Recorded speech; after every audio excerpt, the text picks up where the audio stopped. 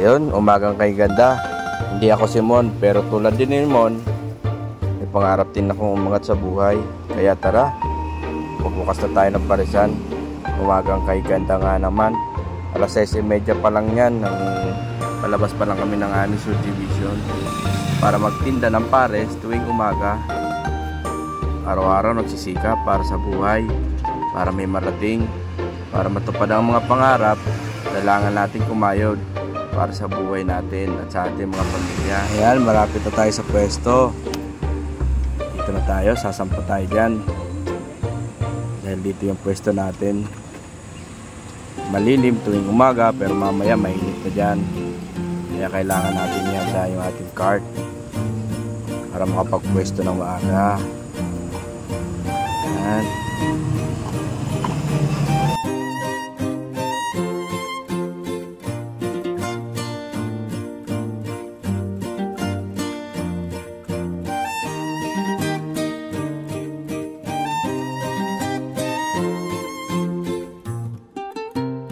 Ayan, ilalatag na natin ating payong. Yung payong na bagong-bago. Kabibili ko lang yan dahil nasira nung nakarang araw. Ayan. Binili ko nga pala to ng 2,000 pesos. Kaya sobrang pag-iingat ko dyan. Bali yung payong pala ay tumatagal lang ng 1 taon. Depende na lang siguro sa panahon. Ayan, bubuklat natin. Ingat na ingat ako dyan.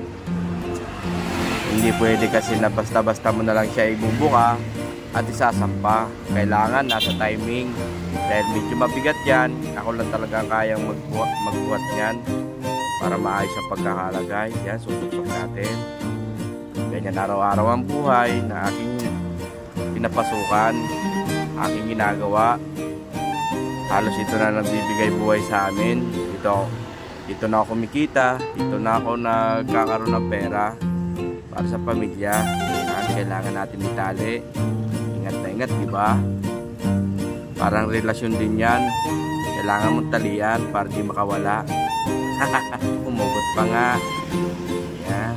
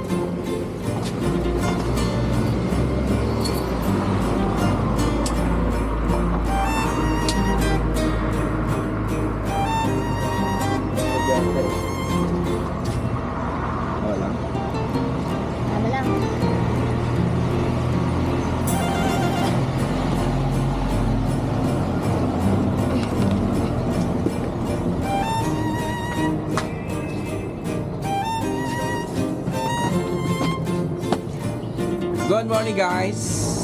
Hello.